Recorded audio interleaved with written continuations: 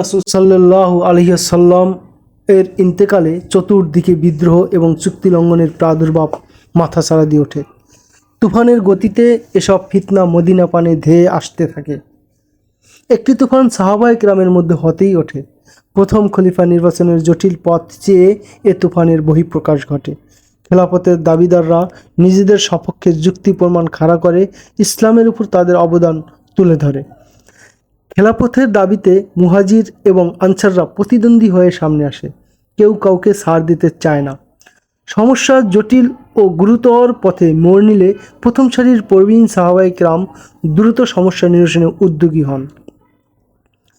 হযরত আবু বকর রাদিয়াল্লাহু তাআলা আনহু অনেক তর্ক বিতর্কের পর হযরত ওমর রাদিয়াল্লাহু তাআলা আনহু এবং হযরত আবু উবাইদা রাদিয়াল্লাহু তাআলা আনহু এর উপর এ বিষয়ে চূড়ান্ত সিদ্ধান্ত গ্রহণের দায়িত্ব ন্যস্ত করে বলেন, তারা দ্বিপাক্ষিক আলোচনার মাধ্যমে যাকে প্রথম খলিফা নির্বাচন করেন সবাই যেন তাকে মেনে নেয়। মুহাজিরদের মধ্যে আপনি সর্বোত্তম। হযরত ওমর রাদিয়াল্লাহু তাআলা আনহু এবং হযরত আবু উবাইদা রাদিয়াল্লাহু তাআলা আনহু পরস্পর আলোচনা শেষে হযরত আবু বকর রাদিয়াল্লাহু তাআলা আনহুকে প্রথম খলিফা মনোনীত করে বলেন, নবীজির হিজরতের সঙ্গী আপনি, গুহায় আপনিই ছিলেন তার সাথে। রাসূলের অসুস্থকালীন সময়ে আপনিই তার স্থলাভিষিক্ত হয়ে নামাজ পড়িয়েছেন। দিনী আহকামের মাঝে নামাজের স্থান সর্বার্ধে। আমরা আপনার থেকে অধিক মর্যাদাবান আর কাউকে দেখি না। নিঃসন্দেহে আপনিই খেলাফতের সবচেয়ে উপযুক্ত ব্যক্তিত্ব। একথা বলেই হযরত ওমর রাদিয়াল্লাহু তাআলা আনহু হাত বাড়িয়ে হযরত আবু বকর রাদিয়াল্লাহু তাআলা আনহুর হাতে বাইয়াত গ্রহণ করেন। এরপরে হযরত আবু উবাইদা রাদিয়াল্লাহু তাআলা আনহু, তারপর হযরত বশির বিন সাদ রাদিয়াল্লাহু তাআলা আনহু বাইয়াত হন। এরপর সর্বসাধারণে প্রথম খলিফা হিসেবে হযরত আবু বকর রাদিয়াল্লাহু তাআলা আনহুর নাম ঘোষণা করা হলে মানুষ দলে দলে তার হাতে বাইয়াত হওয়ার জন্য ছুটে আসে। মসজিদে নববীতে চলে সাধারণ বাইয়াত অনুষ্ঠান। খেলাফত লাভ করে হযরত আবু বকর রাদিয়াল্লাহু তাআলা আনহু এক জনগুরুত্বপূর্ণ ভাষণ দান করেন। জাতির উদ্দেশ্যে দেয়া প্রথম ভাষণে ইসলামের সর্বপ্রথম খলিফা হযরত আবু বকর সিদ্দিক রাদিয়াল্লাহু তাআলা আনহু বলেন, প্রিয় দেশবাসী, আল্লাহর নামে শপথ করে বলছি, খেলাফতের পদে আসীন হওয়ার আগ্রহ আমার কখনো ছিল না। অন্তরে অন্তরে কিংবা প্রকাশ্যে এর জন্য কখনো আল্লাহর কাছে দোয়া করিনি, কিন্তু শুধু এ কারণে এ গুরুভার নিজ দুর্বল কাঁধে বহন করেছি যেন মতবিরোধ বিবাদের রূপ পরিগ্রহ না করে। নতুবা এটাই বাস্তব কথা যে খেলাফত এবং শাসন কার্য উপভোগ করার মতো কোনো বিষয় নয়। এটা এমন এক ভারী বোঝা যা বহন করার শক্তি আমার কম। আল্লাহ পাকের সাহায্য ছাড়া এ বোঝা বহন করা আমার পক্ষে সম্ভব নয়। আপনারা আমাকে আমির বানিয়েছেন, আমি আপনাদের থেকে উত্তম এবং মর্যাদাবান নই। কোনো ভালো এবং জনহিতকর কাজের উদ্যোগ নিলে আপনারা আমাকে সাহায্য করবেন, পক্ষান্তরে কোনো অন্যায় ও জনক্ষতিকর পদক্ষেপ নিলে আমাকে বাধা দিবেন।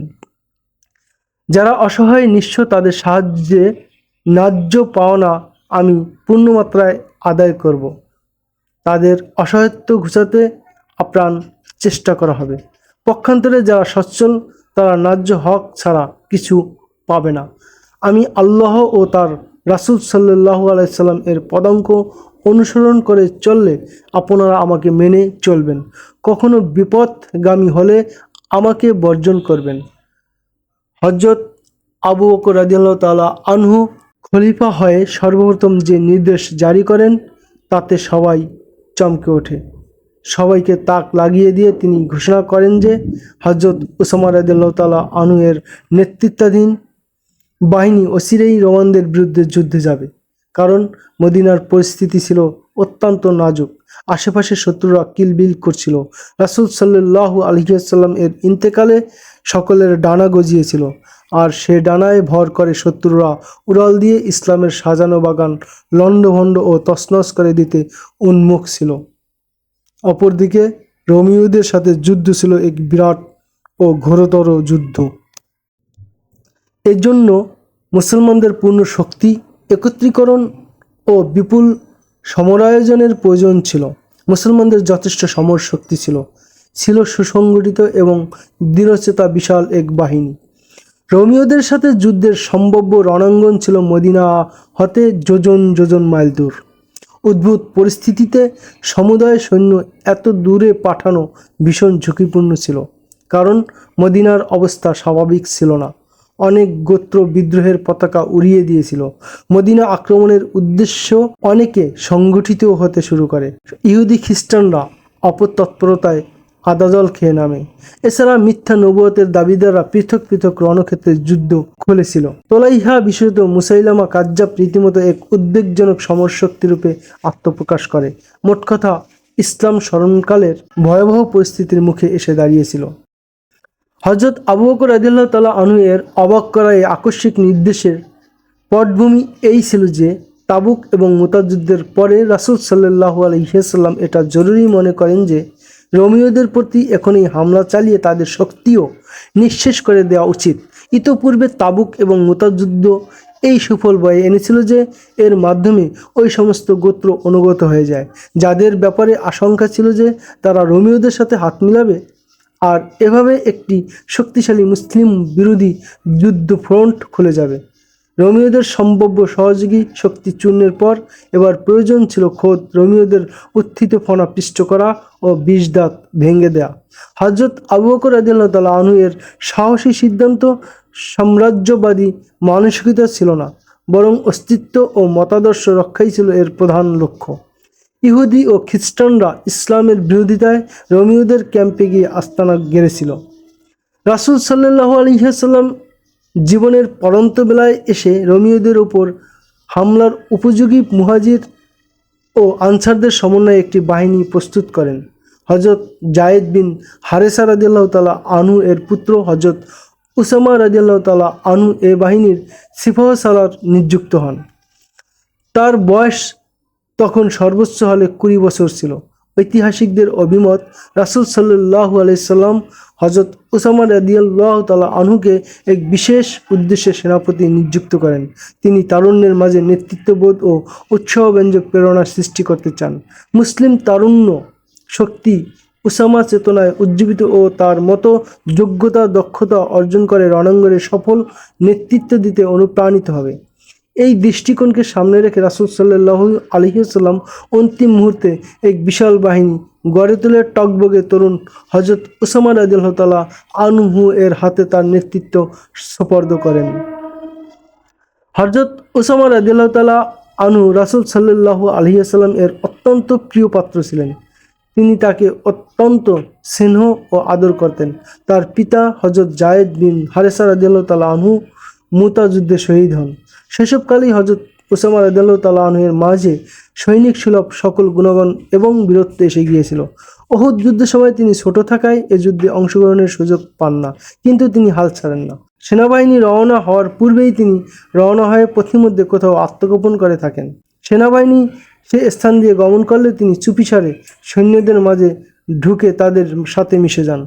তার উদ্দেশ্য ছিল যে কোনো পন্থা ও মূল্যে যুদ্ধে শরিক হওয়া, কিন্তু তার এই অদম্য স্পৃহা পূরণ হয় না।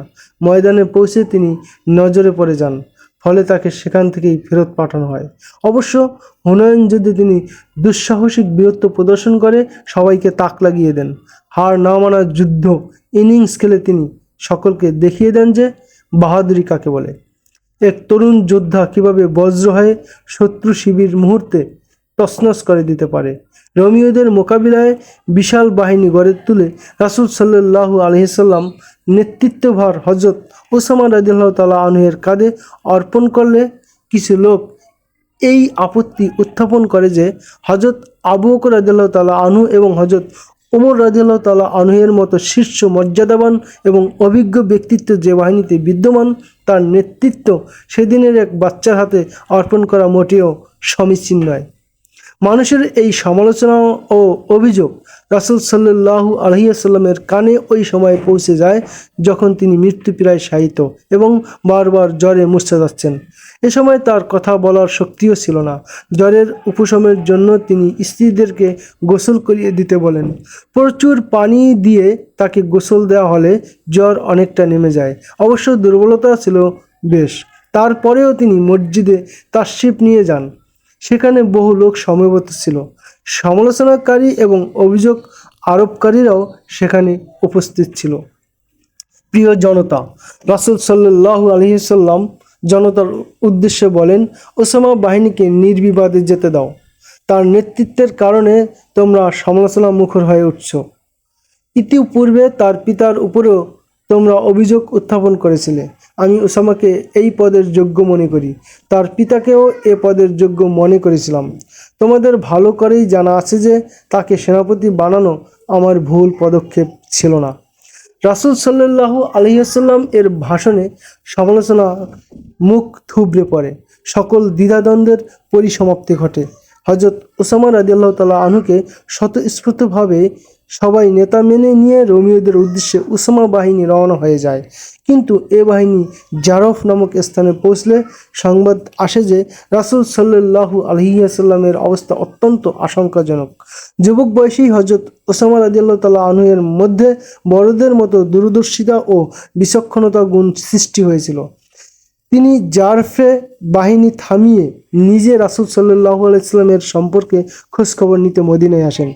এক পত্রে হযরত ওসামা রাদিয়াল্লাহু তাআলা আনহু এর সে অবস্থার বিবরণ নিম্নরূপ পাওয়া যায়। সংবাদ আসে রাসূল সাল্লাল্লাহু আলাইহি ওয়াসাল্লামের অবস্থা অত্যন্ত উদ্বেগজনক ও সংকটাপন্ন। খবর পেয়েই আমি কয়েকজন সাথী নিয়ে মদিনায় আসি। আমরা সোজা রাসূল সাল্লাল্লাহু আলাইহি ওয়াসাল্লাম এর বাসভবনে গিয়ে উপস্থিত হই। রাসূল সাল্লাল্লাহু আলাইহি ওয়াসাল্লাম অত্যন্ত দুর্বল হয়ে পড়েছিলেন, মুখ ফুটেও কথা বলতে পারছিলেন না। তিনি এ অবস্থার মাঝেও হাত ২-৩ বার আকাশ পানে উঁচিয়ে আমার দিকে তাক করেন। বুঝতে পারি তিনি আমার জন্য দোয়া করছেন। পরের দিন হযরত ওসামা রাদিয়াল্লাহু তাআলা আনহু আবার রাসূল সাল্লাল্লাহু আলাইহি ওয়াসাল্লামের বাসভবনে যান এবং তাকে বলেন, হে আল্লাহর রাসূল, সৈন্য জারফে আমার অপেক্ষার্থী, যাবার অনুমতি প্রার্থনা করছি। রাসূল সাল্লাল্লাহু আলাইহি ওয়াসাল্লাম হাত উপরে উঠান, কিন্তু বেশি উঠাতে পারেন না। দুর্বলতা সীমাহীন বৃদ্ধি পায়।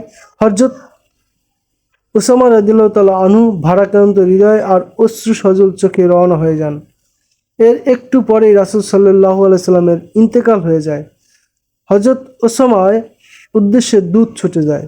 জারফে পৌঁছানোর পূর্বেই দূত হযরত ওসামাকে পেয়ে যায়। তিনি রাসূল সাল্লাল্লাহু আলাইহি সাল্লাম এর ইন্তেকালের খবর শুনেই দ্রুত ঘোড়া ছুটিয়ে দেন এবং সৈন্যদের কাছে গিয়ে পৌঁছান। রাসূল সাল্লাল্লাহু আলাইহি সাল্লামের ইন্তেকালের খবর শুনে সৈন্যদের মাঝে বিষাদের কালো ছায়া নেমে আসে। সবার চোখে মুখে বেদনার কালো পর্দা পড়ে, চোখ ছাপিয়ে যায় অশ্রুর বন্যায়।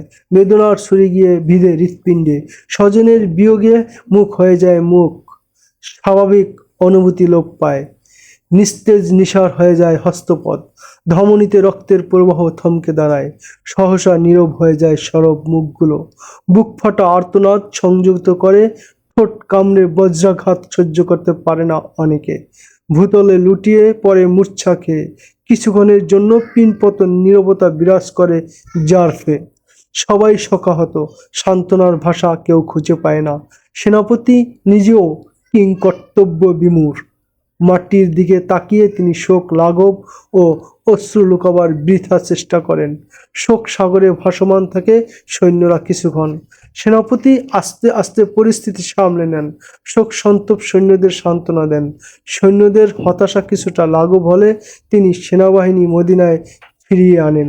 যুদ্ধযাত্রা স্থগিত হয়ে যায়। বাইয়াত পর্ব শেষ। প্রথম খলিফা হিসেবে হযরত আবু বকর রাদিয়াল্লাহু তাআলা আনহু এর অভিষেক হলো কিছুক্ষণ মাত্র আগে। অভিষেক অনুষ্ঠান সম্পন্ন হতেই হযরত আবু বকর রাদিয়াল্লাহু তাআলা আনহু হযরত ওসামা রাদিয়াল্লাহু তাআলা আনহুকে ডেকে জানতে চান যে রাসূল সাল্লাল্লাহু আলাইহি সাল্লাম তাকে কি নির্দেশ দিয়েছিলেন। নির্দেশ সম্বন্ধে আপনিও সম্যক অবহিত। হযরত ওসামা রাদিয়াল্লাহু তাআলা আনহু বিনয়ের সাথে জবাব দেন, তারপরেও আমার মুখ থেকে শুনতে চাইলে আমি বলছি, শুনুন। রাসূল সাল্লাল্লাহু আলাইহি ওয়াসাল্লাম আমাকে নির্দেশ দিয়েছিলেন ফিলিস্তিনে বালকা এবং দাওয়াম সীমান্তবর্তী এলাকা থেকে আরও সামনে অগ্রসর হয়ে রোমীয়দের উপর আক্রমণ করতে, আর এ স্থান পর্যন্ত সৈন্য এমনভাবে নিয়ে যেতে হবে যেন আক্রমণের পূর্ব পর্যন্ত শত্রুপক্ষ টের না পায়। রওনা করো ওসামা। হযরত আবু বকর রাদিয়াল্লাহু তাআলা আনহু বলেন, তোমার বাহিনী নিয়ে এখনই যাত্রা করো এবং রাসূল সাল্লাল্লাহু আলাইহি ওয়াসাল্লামের অন্তিম ইচ্ছা পূরণ করো। নাজুক মুহূর্তে যুদ্ধযাত্রার নির্দেশ দিলে হযরত আবু বকর রাদিয়াল্লাহু তাআলা আনহু ব্যাপক সমালোচনার সম্মুখীন হন। প্রায় সকলেই বলতে থাকে, যখন চতুর্দিক হতে বিপদের ঘনঘটা ও পদধ্বনি উঠছে, ঠিক সেই মুহূর্তে এত বিরাট যুদ্ধের উদ্যোগ নেয়া, তাও আবার মদিনা হতে শত সহস্র ক্রোশ দূরে, মোটেও সমীচীন নয়। মদিনা অভিমুখে যে সমস্ত ফিতনা ধেয়ে আসছে তা মোকাবিলার জন্য এ বাহিনী এখানেই থাকা জরুরি। ওই সত্তার কসম যার কুদরতি হাতে আমার জীবন। হযরত আবু বকর রাদিয়াল্লাহু তাআলা আনহু বলেন, বনের হিংস্র জন্তুরাও যদি আমাকে ছিঁড়ে ফেরে খেতে আসে, তবুও আমি ওসামার বাহিনীকে যাত্রা বন্ধের নির্দেশ দিব না। রাসূল সাল্লাল্লাহু আলাইহি ওয়াসাল্লাম অন্তিম মুহূর্তে যে নির্দেশ দিয়ে গেছেন তার বিরুদ্ধাচরণ আমি কিছুতেই করতে পারি না। এ বাহিনী পাঠাতে যদি মদিনায় আমাকে একাও থাকতে হয়, তবুও আমি তাতে পিছপা হব না। আল্লাহ আপনার মঙ্গল করুন। হযরত ওমর রাদিয়াল্লাহু তাআলা আনহু বলেন, অভিযোগকারীরা একথাও বলছে যে সৈন্য যদি একান্তেই পাঠাতে হয় তবে হযরত ওসামা রাদিয়াল্লাহু তাআলা আনহুর পরিবর্তে অন্য কোনো অভিজ্ঞ ব্যক্তিকে সেনাপতি নিযুক্ত করা হোক। শোনো ইবনে খাত্তাব। হযরত আবু বকর রাদিয়াল্লাহু তাআলা আনহু জবাবে বলেন, তোমার কি মনে নেই স্বয়ং আল্লাহর রাসূল সাল্লাল্লাহু আলাইহি ওয়াসাল্লাম ওসামাকে সেনানায়ক বানিয়েছেন? আল্লাহর রাসূলের নির্দেশ উপেক্ষা করার দুঃসাহস তোমার হবে কি? এমন দুঃসাহস আমি কশ্চিনকালেও করব না। হযরত ওমর রাদিয়াল্লাহু তাআলা আনহু বলেন, আমার বুকের পাটায় এত সাহস নেই। আমার কথা শোনো ইবনে খাত্তাব। হযরত আবু বকর রাদিয়াল্লাহু তাআলা আনহু বলেন, জাতির অবস্থার দিকে তাকাও। সমগ্র জাতি শোকাহত, বেদনা বিদুর। শোকের সাথে সাথে একটি ভীতি সকলের অন্তরে আচ্ছন্ন হতে চলছে। এটা বিদ্রোহ ভীতি যা চতুর্দিক হতে উত্থিত হচ্ছে। প্রতিদিনের শিরোনাম অমুক গোত্র বিদ্রোহী হয়ে গেছে, অমুক গোত্র ইসলাম থেকে সরে এসেছে, ইসলাম সংকট ও ক্রান্তিকাল অতিক্রম করছে, মদিনাও অরক্ষিত এবং ঝুঁকিপূর্ণ। ইহুদি খ্রিস্টানরা বিপজ্জনক গুজব ছড়াতে শুরু করেছে। এতে ভীতি উদ্বেগজনক বৃদ্ধি পাচ্ছে। এ মুহূর্তে রোমীয়দের উপর আক্রমণ স্থগিত করলে দ্বিবিধ ক্ষতি রয়েছে। জনতার মাঝে এ ধারণা সৃষ্টি হবে যে আমরা দুর্বল হয়ে পড়েছি। দ্বিতীয় ক্ষতি হলো আমাদেরকে দুর্বল প্রতিপন্ন করে রোমী এবং অগ্নি উপাসকরা আমাদের উপর ঝাঁপিয়ে পড়বে। আমি জনতাকে দেখাতে চাই যে আমরা দুর্বল হয়ে যাইনি। রাসূল সাল্লাল্লাহু আলাইহি ওয়াসাল্লাম এর পুনাত্মা এবং দোয়া আমাদের সাথে আছে। আল্লাহ আমাদের সর্বাত্মক সাহায্যকারী। আমি জাতির উদ্দীপনা ও প্রেরণা পূর্বের মতো দৃঢ় রাখতে চাই। আল্লাহর রাসূল সাল্লাল্লাহু আলাইহি ওয়াসাল্লামের অনুসরণ করে চলা আমার জন্য ফরজ। সৈন্য প্রেরণের সপক্ষে হযরত আবু বকর রাদিয়াল্লাহু তাআলা আনহু এর যুক্তিশীল ও নীতিপূর্ণ বক্তব্য হযরত ওমর রাদিয়াল্লাহু তাআলা আনহুকে শান্ত, নিশ্চিত ও আস্থাশীল করে। হযরত আবু বকর রাদিয়াল্লাহু তাআলা আনহু কালক্ষেপণ না করে সৈন্যদের মার্চ করে এগিয়ে যাওয়ার নির্দেশ দেন।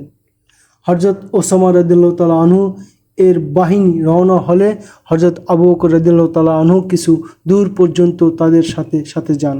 সেনাধ্যক্ষ হওয়ায় হযরত ওসামা রাদিয়াল্লাহু তাআলা আনহু সৈন্যদের সাথে ঘোড়ায় সমাসীন ছিলেন। ঐতিহাসিকগণের বর্ণনা, এক তরুণ সিপাহসালার ঘোড়ার পিঠে সওয়ার ছিলেন আর ইসলামের খলিফা তার পাশে পাশে পায়ে হেঁটে চলছিলেন। এভাবে খলিফা জনতাকে দেখাতে চান যে হযরত ওসামা রাদিয়াল্লাহু তাআলা আনহু বয়সে তরুণ হলেও তিনি যথাযথ সম্মান ও মর্যাদার যোগ্য। সম্মানিত খলিফা হযরত ওসামা রাদিয়াল্লাহু তাআলা আনহু বিনীত কণ্ঠে বলেন, আপনিও ঘোড়ায় আরোহণ করুন, নতুবা আমাকে নেমে এসে আপনার সাথে পায়ে হেঁটে চলার অনুমতি দিন। আমি সওয়ার হব না এবং তুমি পায়ে হেঁটেও চলবে না। হযরত আবু বকর রাদিয়াল্লাহু তাআলা আনহু বলেন, আমি এ আত্মিক প্রশান্তি অনুভব করছি যে আল্লাহর রাস্তার ধুলা আমার পায়ে লাগছে। হযরত ওমর রাদিয়াল্লাহু তাআলা আনহু ও সৈন্যদের অন্তর্ভুক্ত ছিলেন। এ পর্যায়ে এসে হযরত আবু বকর রাদিয়াল্লাহু তাআলা আনহু হযরত ওমর রাদিয়াল্লাহু তাআলা আনহু এর মদিনায় উপস্থিতির প্রয়োজনীয়তা অনুভব করেন। উসামা খলিফা সেনাপতিকে বলেন, তোমার সম্মতি থাকলে আমি ওমরকে মদিনায় রেখে দিতে চাই। রাষ্ট্র পরিচালনার কাজে তার সাহায্য আমার লাগতে পারে। হযরত ওসামা রাদিয়াল্লাহু তাআলা আনহু হযরত ওমর রাদিয়াল্লাহু তাআলা আনহুকে সৈন্যদের থেকে পৃথক করে তাকে মদিনায় ফিরে যাওয়ার অনুমতি দেন। হযরত আবু বকর রাদিয়াল্লাহু তাআলা আনহু বার্ধক্যের বয়সে পৌঁছে গিয়েছিলেন। তিনি এক স্থানে দাঁড়িয়ে যান। হযরত ওসামা রাদিয়াল্লাহু তাআলা আনহু সৈন্যদের থামার নির্দেশ দেন। হযরত আবু বকর রাদিয়াল্লাহু তাআলা আনহু অপেক্ষাকৃত এক উঁচু স্থানে দাঁড়িয়ে সৈন্যদের উদ্দেশ্যে বলেন, ইসলামের হে বীর সেনানীগণ, বিদায় মুহূর্তে 10টি নসিহত করতে চাই। এগুলো মনে রেখো, সুফল পাবে। আর তা হলো, খেয়ানত করবে না, অর্থাৎ রক্ষক হয়ে ভক্ষক হবে না। চুক্তি লঙ্ঘন করবে না, এটা জঘন্য অপরাধ। চুরি করবে না, যে কোনো মূল্যে ওয়াদা ঠিক রাখবে। শত্রুর লাশের বিকৃতি সাধন কিংবা অঙ্গহানি করবে না। নাবালেগ সন্তান এবং মহিলাদের হত্যা করবে না। খেজুর ও অন্যান্য ফলমূলের বৃক্ষ কেটে নষ্ট করবে না। আহারের প্রয়োজন ছাড়া কোনো পশু জবেহ করবে না। বিভিন্ন ধর্মের উপাসনালয়ে তোমাদের সামনে পড়বে, সেখানে অনেক বৈরাগীর দেখা পাবে, তাদের উত্ত্যক্ত করবে না। চলতি পথে স্থানীয় বাসিন্দারা তোমাদের জন্য খাদ্যদ্রব্য আনবে, আল্লাহর নাম নিয়ে এ খাদ্য খেয়ে নিবে। এমনও লোকের সাক্ষাৎ তোমরা পাবে যাদের মাথায় শয়তানের বাসা থাকবে। তাদের মাথার টালু টাক এবং আশেপাশের চুল অনেক লম্বা হবে, দেখা মাত্রই তাদের হত্যা করে ফেলবে। আল্লাহর উপর আস্থা রেখে নিজেদের হেফাজত করবে। রওনা করো প্রিয় মুজাহিদ বাহিনী, পরাজয় এবং বিপদাপদ থেকে আল্লাহ তোমাদের হেফাজত করুন। 632 খ্রিস্টাব্দের 24শে জুন মোতাবেক 11 হিজরির 1 রবিউল আউয়াল এ বাহিনী মদিনা ছেড়ে যায়। উপন্যাসটি যেহেতু হযরত খালিদ রাদিয়াল্লাহু তাআলা আনহু এর বর্ণাঢ্য জীবনভিত্তিক, তাই সমগ্র ঘটনার পূর্ণ বিবরণ এখানে সঙ্গত কারণেই সম্ভব নয়। ওসামা বাহিনীর পরবর্তী বিবরণ একটু বলেই ক্ষান্ত করব যে এ বাহিনী রোমীয়দের বিরুদ্ধে মাত্র 43 দিনে ওই সফলতা অর্জন করে যা রাসূল সাল্লাল্লাহু আলাইহি ওয়াসাল্লাম একান্তভাবেই চেয়েছিলেন।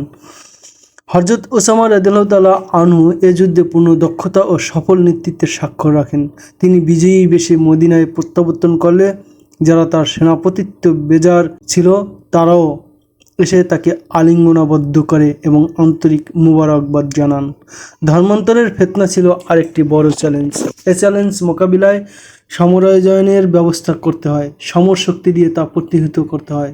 হযরত আবু বকর রাদিয়াল্লাহু তাআলা আনহু পুরো সেনাবাহিনী কয়েক অংশে বিভক্ত করেন এবং প্রত্যেক অংশের পৃথক কমান্ডার নিযুক্ত করেন।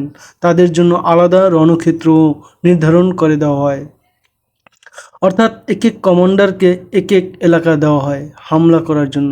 এ সেনা বিভক্তির ক্ষেত্রে হযরত আবু বকর রাদিয়াল্লাহু তাআলা আনহু প্রতিপক্ষের শক্তি ও সৈন্য বিবেচনায় রেখে মুসলিম কমান্ডার ও সৈন্য সংখ্যা নির্ধারণ করেন।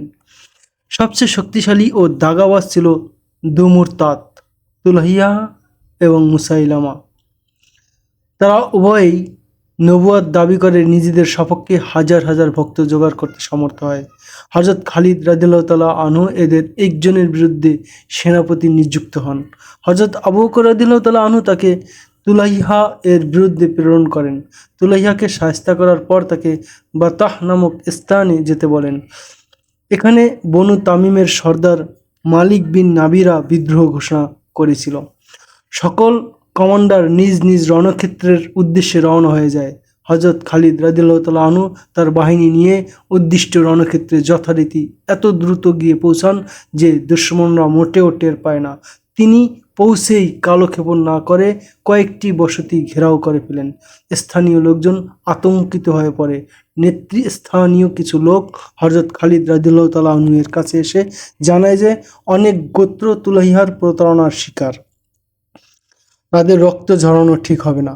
তিনি একটু সময় দিলে তাই গোত্র হতে কম বেশি 500 যোদ্ধা হযরত খালিদের বাহিনীতে যোগ দিবে।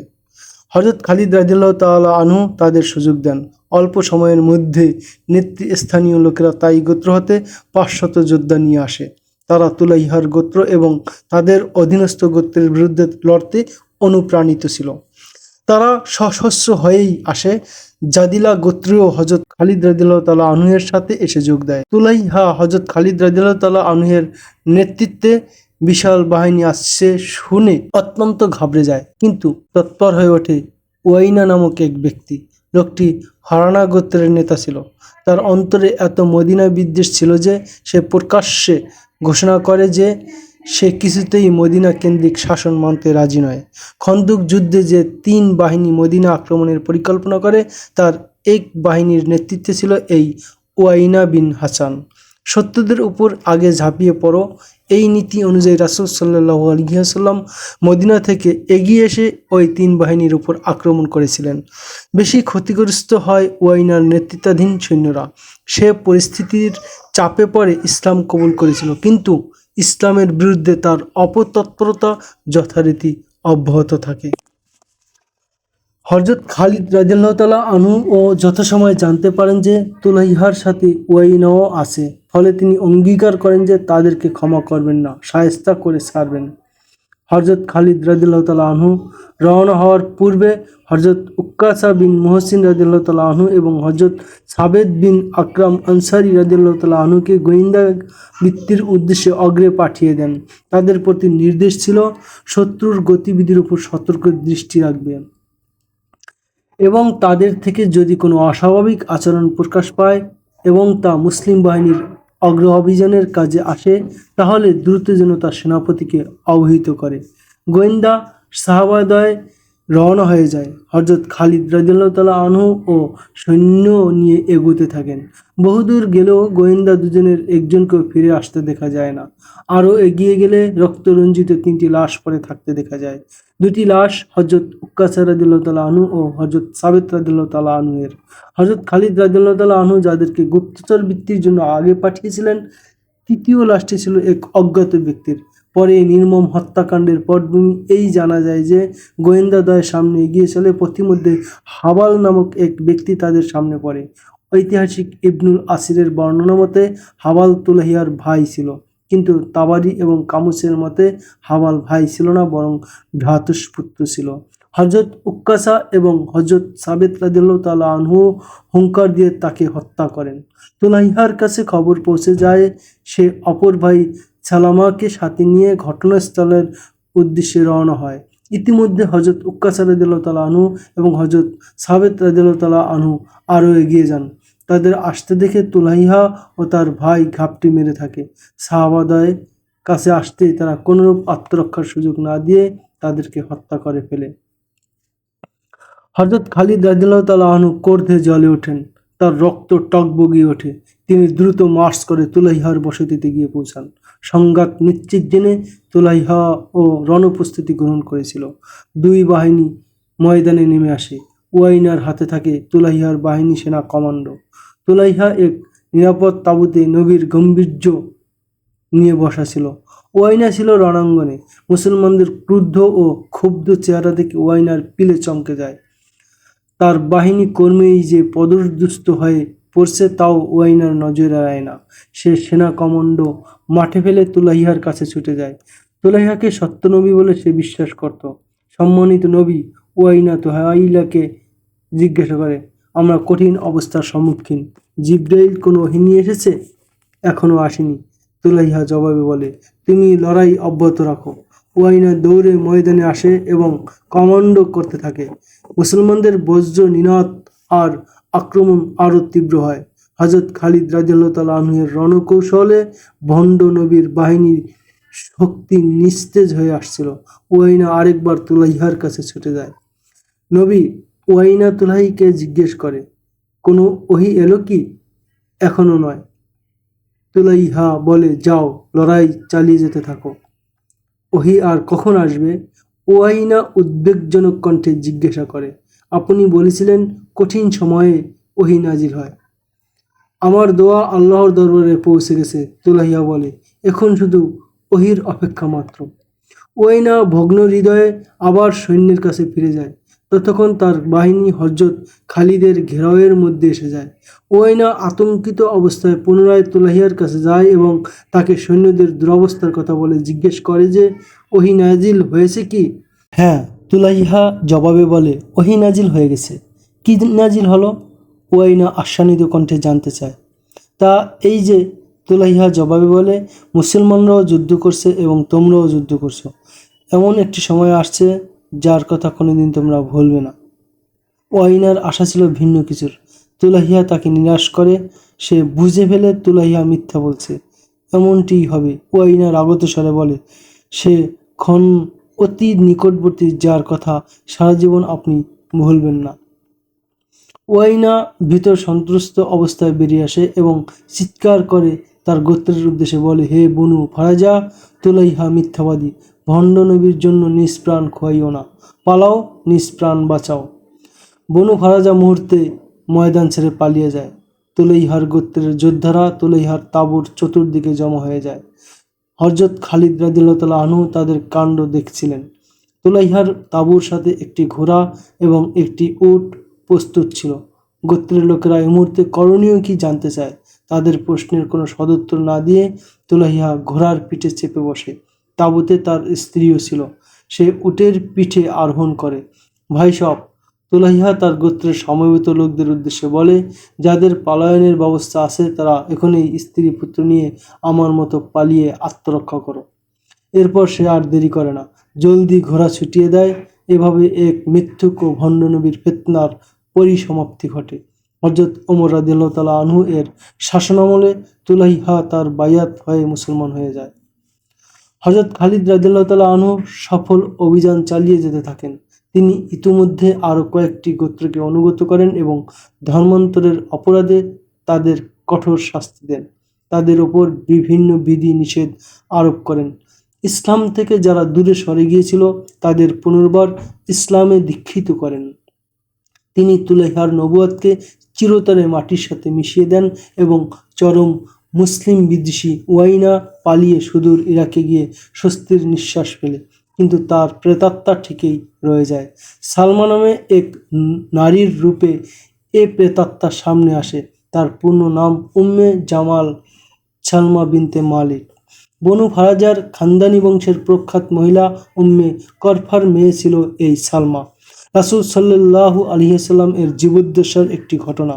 হযরত যায়েদ বিন হারেসা রাদিয়াল্লাহু তাআলা আনহু বনু ফারাজার এলাকায় একবার গিয়ে হাজির হন। গোত্রটি চরম মুসলিম বিদ্বেষী এবং তাদের ঘোরতর শত্রু ছিল। ওয়াদিউল কুরা নামক স্থানে হযরত যায়েদ রাদিয়াল্লাহু তাআলা আনহু বনু ফারাজার কিছু লোকের সামনে পড়েন। হযরত যায়েদ রাদিয়াল্লাহু তাআলা আনহু এর সাথে কয়েকজন মাত্র ছিল। বনু ফারাজার লোকেরা তাদের সবাইকে নির্মমভাবে হত্যা করে। হযরত যায়েদ রাদিয়াল্লাহু তাআলা আনহু গুরুতর আহত হয়ে কোনো রকমে মদিনায় আসতে সক্ষম হন। তিনি সুস্থ হলে রাসূল সাল্লাল্লাহু আলাইহি ওয়াসাল্লাম তার নেতৃত্বে একটি নিয়মতান্ত্রিক সেনাবহর বনু ফারাজাকে শিক্ষা দিতে প্রেরণ করেছিলেন। মুসলিম কনভয় বনু ফারাজার প্রতিরোধ শক্তি গুঁড়িয়ে দেয়, শোচনীয়ভাবে পরাজিত করে, তাদের অনেককে খতম এবং কতককে যুদ্ধবন্দী করে। বড় রক্তক্ষয়ী সংঘর্ষ হয়েছিল। যুদ্ধবন্দীদের মধ্যে উম্মে করফা ফাতেমা বিনতে বদরও ছিল। তার এ বিষয়ে বড় খ্যাতি ছিল যে সে নিজ গোত্র ছাড়াও অন্যান্য গোত্রদেরকে মুসলমানদের বিরুদ্ধে উত্তেজিত করত। তাকে মদিনায় এনে মৃত্যুদণ্ডে দণ্ডিত করা হয়। তার সাথে নাবালিগা কন্যা উম্মে জামালও ছিল। কন্যাটিকে উম্মুল মুমিনিন হযরত আয়েশা রাদিয়াল্লাহু তাআলা আনহু এর হাতে সোপর্দ করা হয়। তাকে তিনি আদর যত্নে লালন পালন করেন, কিন্তু সে সর্বক্ষণ উদাস ও ভারাক্রান্ত থাকত।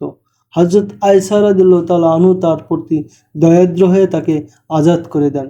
বাদী হিসাবে না রেখে বরং আজাদ করে দেওয়ার কারণে সালমা মুসলমানদের প্রতি কৃতজ্ঞ হওয়ার পরিবর্তে সে মাতৃহত্যার প্রতিশোধ স্পৃহা মনের গহীনে লালন করতে থাকে এবং এ উদ্দেশ্যে যুদ্ধবিদ্যা অর্জন করতে মনোনিবেশ করে। সর্দার গোত্রের হওয়ায় অতি অল্প সময়ে সে সমর জ্ঞানে পারদর্শী হয়ে ওঠে। নেতৃত্ব দেওয়ার যোগ্যতাও সে লাভ করে। সে মুসলমানদের বিরুদ্ধে একটি বাহিনী তৈরি করে মদিনা আক্রমণের জন্য ফুটতে থাকে। কিন্তু ইতিমধ্যে মুসলিম বাহিনী এক বিরাট সমর শক্তিতে পরিণত হওয়ায় সালমা মদিনার কাছে ঘেঁষতে সাহস পায় না, দূর থেকে লম্ফঝম্প দিতে থাকে মাত্র। তুলাইহা আর ওয়াইনা পরাজিত হলে সালমা দৃশ্যপটে হাজির হয়।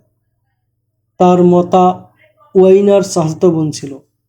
হযরত খালিদ রাদিয়াল্লাহু তাআলা আনহু এর সাথে যে সকল গোত্রের সংঘর্ষ হয় তাদের চড়া মূল্য দিতে হয়। হতাহত হয় প্রচুর।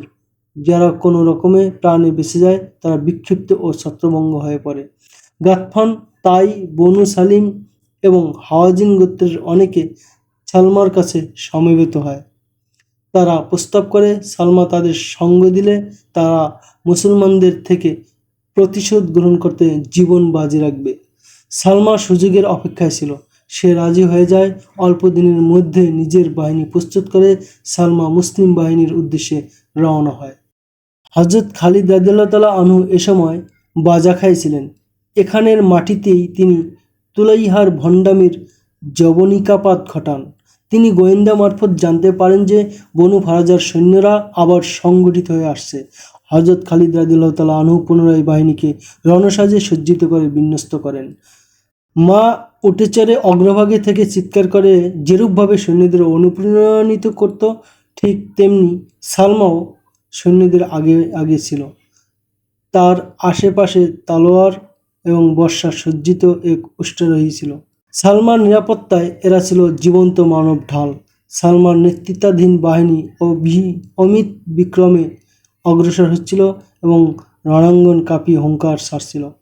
হযরত খালিদ রাদিয়াল্লাহু তাআলা আনহু শত্রুদের আরও নিকটে আসার অপেক্ষা করেন না। তার বাহিনীর সংখ্যা ছিল নিতান্তই নগণ্য।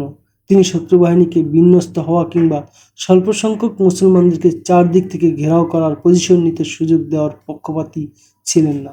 হযরত খালিদ রাদিয়াল্লাহু তাআলা আনহু হুঙ্কার দিতে দিতে শত্রুর উপর ঝাঁপিয়ে পড়েন। তিনি জানতেন শত্রু সৈন্য সফরে ক্লান্তিতে অবসন্ন। তিনি শত্রুর শারীরিক দৈন্যতার এ দুর্বল পয়েন্ট থেকে পুরোপুরি ফায়দা হাসিল করতে চান। 100 দুর্ধর্ষ উষ্ট্র বাহিনীর নিপুণ প্রহারায় থেকে সালমা উত্তেজনাকর বাক্যের মাধ্যমে সৈন্যদের প্রেরণা চাঙ্গা ও উজ্জীবিত করেছিল। ঐতিহাসিকগণ লিখেন, বনু ফারাজা হযরত খালিদ রাদিয়াল্লাহু তাআলা আনহুর আক্রমণ বীর বিক্রমে প্রতিহত করে। সৈন্য কম হওয়ার কারণে হযরত খালিদ রাদিয়াল্লাহু তাআলা আনহুর অবস্থা ক্রমেই নাজুক হতে থাকে। অপরদিকে দুশমনের উদ্দীপনা লাফিয়ে লাফিয়ে বাড়তে থাকে। সালমার হুঙ্কার আর উত্তেজনাকর শব্দ জ্বলন্ত হাঁড়িতে তৈল সরবরাহ কাজ করছিল। হযরত খালিদ রাদিয়াল্লাহু তাআলা আনহু পরিস্থিতি অনুকূলে আনতে নতুন পরিকল্পনা গ্রহণ করেন। সালমার নেতৃত্বেই যেহেতু বনু ফারাজাকে এভাবে বীরত্বের অগ্নি ঝরাতে অনুপ্রাণিত করেছিল, তাই তিনি সালমার হত্যার মাধ্যমে বনু ফারাজার প্রেরণার মূলে কুঠারাঘাত হানতে চান। তিনি বাছাইকৃত কয়েকজন যোদ্ধাকে সালমার নিরাপত্তা বেষ্টনী ভেঙে তাকে উট থেকে ফেলে দিতে নির্দেশ দেন। সালমার নিরাপত্তা বাহিনীও ছিল দুর্ধর্ষ। তারা খালিদ বাহিনীকে কাছেই ঘেঁষতে দেয় না। মুসলিম জানবাজরা এই কৌশল অবলম্বন করে যে তারা নিরাপত্তা বাহিনীর একজনকে পৃথক করে হত্যা করতে থাকে। এ প্রক্রিয়ায় তারা নিরাপত্তা বেষ্টনী ভাঙতে সক্ষম হয়। তারপরেও কারো পক্ষে সালমা পর্যন্ত যাওয়া সম্ভব ছিল না। আহত হয়ে সবাই পিছনে ফিরে আসে। এক সময় 100 নিরাপত্তা কর্মী সকলেই নিহত হয়। অবশ্য এর জন্য হযরত খালিদ রাদিয়াল্লাহু তাআলা আনহু বিপুল ক্ষয়ক্ষতির সম্মুখীন হন। পথ নির্বিঘ্ন হয়ে গেলে মুসলিম মুজাহিদরা তরবারি দিয়ে সালমার হাওদার রশি কেটে দেয়। হাওদা উষ্ট্রাসন সালমাকে নিচে নিয়ে পড়ে যায়। মুজাহিদরা হযরত খালিদ রাদিয়াল্লাহু তাআলা আনহু এর দিকে পরবর্তী নির্দেশের জন্য তাকায়। সালমাকে বন্দী না হত্যা করবে তা জানতে চায়। হযরত খালিদ রাদিয়াল্লাহু তাআলা আনহু হাত দ্বারা হত্যার ইশারা করেন।